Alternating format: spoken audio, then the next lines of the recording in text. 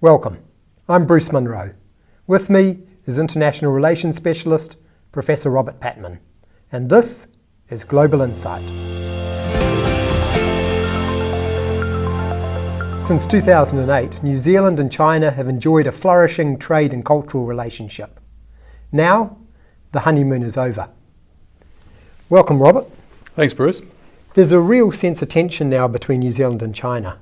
What's changed? I think essentially what's changed is that in 2019, China's a very different foreign policy actor than it was in 2008 when that very successful free trade agreement was concluded between New Zealand and China. It was, just to emphasise, it was the first time that China had concluded such a deal with a Western-orientated developed country. So it was significant for both countries. In the interim, China's experienced, I think, a growth in terms of its economic, technological and military power. So China, by 2019, sees its role globally, I think, slightly differently than it did in 2008. And that has consequences for smaller partners like New Zealand. And has the New Zealand government unnecessarily inflamed the situation? I don't really buy into that interpretation. I can see where critics, such as the opposition leader, Simon Bridges, I can see where they've got ammunition to make observations. For example, it was the Ardern government, the government led by Jacinda Ardern and her foreign minister, Mr. Peters, who in a defence ministry strategy paper publicly identified China as a threat to the international community, which raised some eyebrows. And then, of course, it's been alleged by Mr. Simon Bridges that the government has been lukewarm about the Belt and Road Initiative from the Chinese government. This is this very big infrastructure global project, which is a bit of a showcase for the Chinese economy.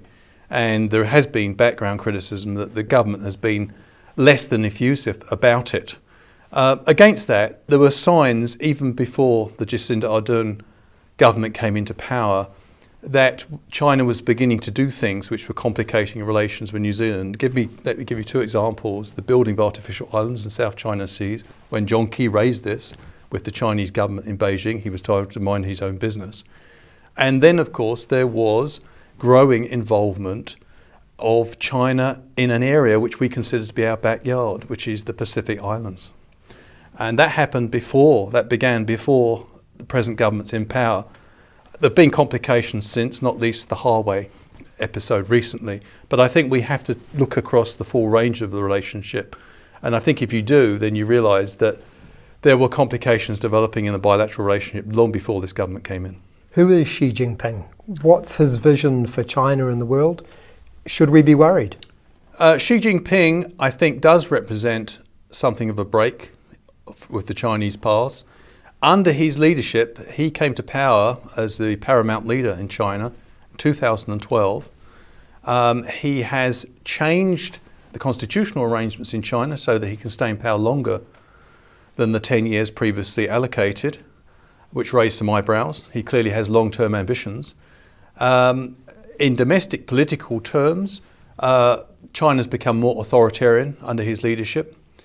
And in foreign policy terms, China's become more assertive. So is China a threat under his leadership?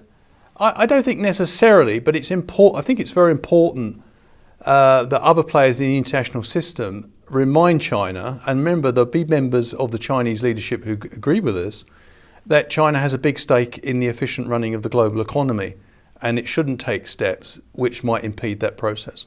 How should the New Zealand government respond to China? I think the New Zealand government should be friendly. We have a big stake in maintaining what has been a very mutually beneficial economic relationship and, to some degree, political relationship.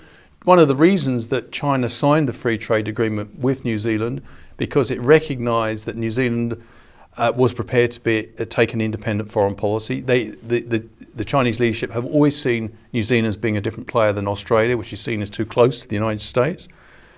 And despite rhetoric coming out of Beijing recently, I still think that the Beijing leadership pragmatically recognised that New Zealand is operating not under Mr. Trump's orders, but in its own interests when it comes to things like Huawei.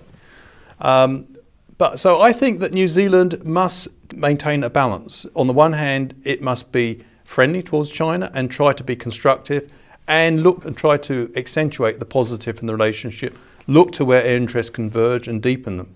But we must be firm on defending our core interests. What are New Zealand's core interests? We're a democracy, a multi-party system. We believe in human rights. China, on the other hand, is an authoritarian state which doesn't tolerate political opposition.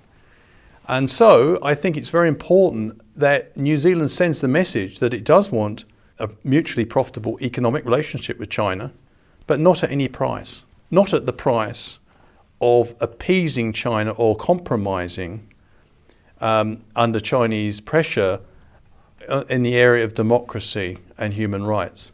So I think, it's very important that, to summarise, that New Zealand remains friendly but firm in its relationship with China. And ultimately, I think that's the best policy for both parties. It's important for China to get the message that democracies cannot be pressurised into changing their positions on core issues.